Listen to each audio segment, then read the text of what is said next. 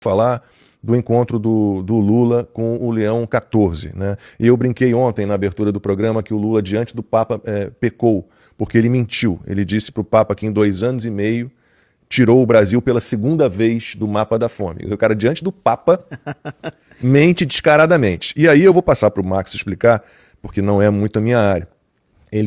O Lula parabenizou o Leão XIV pela exortação apostólica de Lex T, é assim que fala? E a sua mensagem de que não podemos separar a fé do amor pelos mais pobres. Aí o petista disse ao Papa que é preciso criar um amplo movimento de indignação contra a desigualdade e que considera o documento, esse de Lex T, exortação apostólica de Lex T, de Lex T, uma referência que precisa ser lido e praticado por todos. Está interpretando do jeito errado? Está interpretando meio lança-leite a história ou essa exortação não está muito dentro do que deveria? Não, mas vamos lá, é porque também, Lacombe, tem que entender o significado das palavras, né? O que o Papa quer dizer com esta frase? Né? Repete a frase para mim, por favor. Qual foi a frase que o Lula falou? Que essa exortação apostólica de Lex T é muito importante para que as pessoas entendam que é necessário combater a desigualdade. Então, mas aí que está o problema. O Papa fala do amor ao próximo. E aí o que o comunista entende? Amor ao próximo é o quê?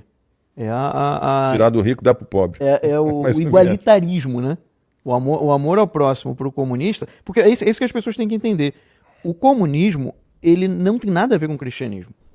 É uma tremenda forçação de barra quando você fala que Jesus foi o primeiro comunista, não sei o quê, né? Aquelas loucuras que se dizem. Então, o que os comunistas entenderam? Se você for contra o cristianismo diretamente, dá ruim, né?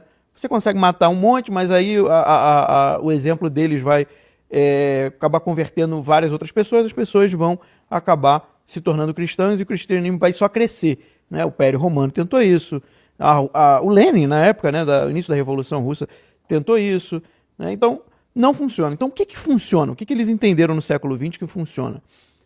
Vamos corromper o cristianismo. Vamos criar um cristianismo comunista, né? Que aí deixou de ser cristianismo real. Então, eles vão interpretar o cristianismo com os critérios marxistas. Então, se você falar de justiça, né, não, nós queremos estabelecer uma sociedade justa. Aí o que o comunista entende? Então a gente tem que fazer a justiça social. Não, olha, a gente precisa olhar pelos mais pobres, a gente precisa exercer o amor pelos pobres, a caridade. Aí o que o comunista vai entender? Não, então é a briga de classes.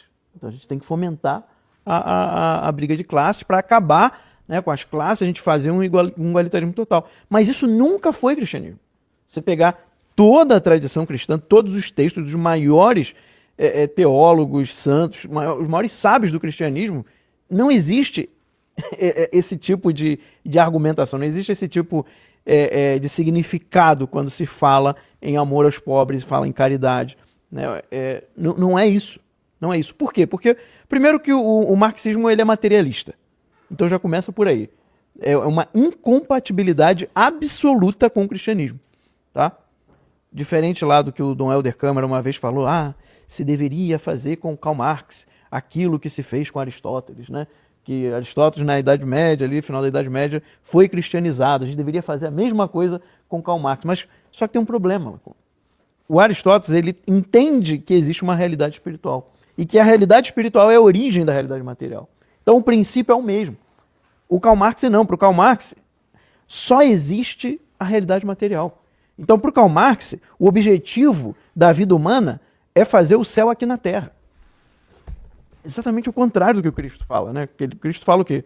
Pega a sua cruz e me siga. Ou seja, você vai ter sofrimento aqui. Quer você queira, quer não. A escolha que o cristão faz é, eu vou encarar esse sofrimento ao lado de Cristo, porque aí ele fica mais leve. Porque aí o sofrimento fica mais leve. Agora, essa promessa marxista de ter, né, a felicidade plena nesta terra, tá? Isso não é cristianismo. Isso é completamente o contrário, completamente o oposto do que o cristianismo sempre foi.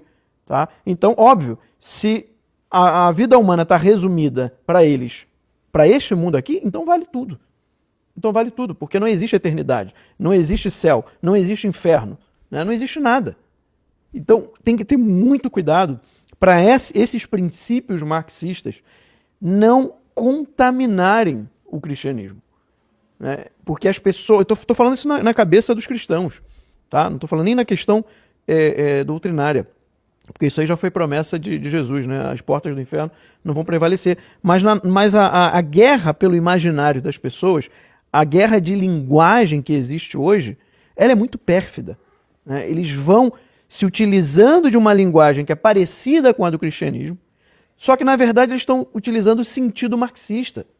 E a pessoa não percebe. Claro, ela não estudou, ela não sabe o que Karl Marx fala, ela não sabe o que a tradição cristã realmente falou.